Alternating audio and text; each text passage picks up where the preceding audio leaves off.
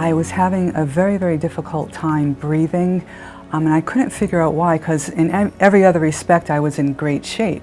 And I noticed it when I started to climb the stairs.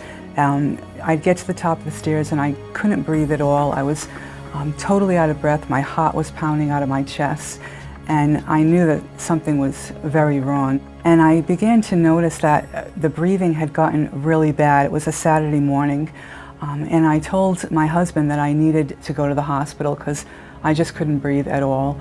And he called 911, and that's actually probably the last thing I remember. I first met or heard about Terry from Drs. Klinger and Dr. Venetullo from the Pulmonary Hypertension Center, who had been caring for her. She was very ill, and she was now in the hospital dying of her condition. I was at the edge of a cliff and I was dying, and there wasn't really much hope for me, but there was one last option called ECMO, and it was a very risky thing for me because I was in such bad shape and my heart at the time was barely beating. But he said, you know, if I could get through that, then perhaps they could get me on the jet again and get me to Cleveland and get me the double lung transplant.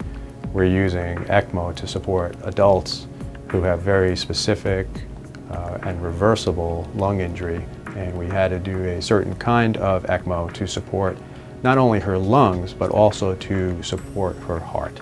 And this ECMO is called VA ECMO, or veno-arterial ECMO, which really allows us to take over the full function of the heart and lungs for the patient. I was on ECMO approximately 5 to 7 days. It did the job because it brought my oxygen up, and the jet was able to come back from the Cleveland Clinic, and they were able to stabilize me. I'm doing wonderful. I can breathe beautifully. Having the opportunity of seeing Terry return from Cleveland without support from oxygen, walking into a room with red, rosy cheeks, and was obviously a great satisfaction. I would absolutely not be here today. That saved my life, and that provided the stability to have me wait for the lungs to come in. So I'm very grateful.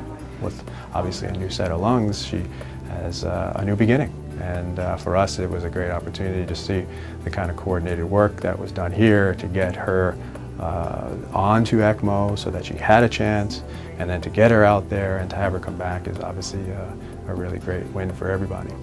The doctors here at Rhode Island Hospital, I can't say enough about all of them. They worked so hard to save my life, and they just couldn't do enough for me, and I will just be eternally grateful to them, and also to the donor and the family.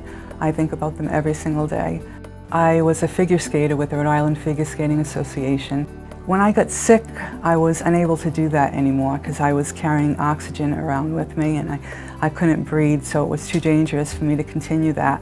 But now that I can breathe again, I am definitely going to be skating again. I can't wait to get my figure skates on.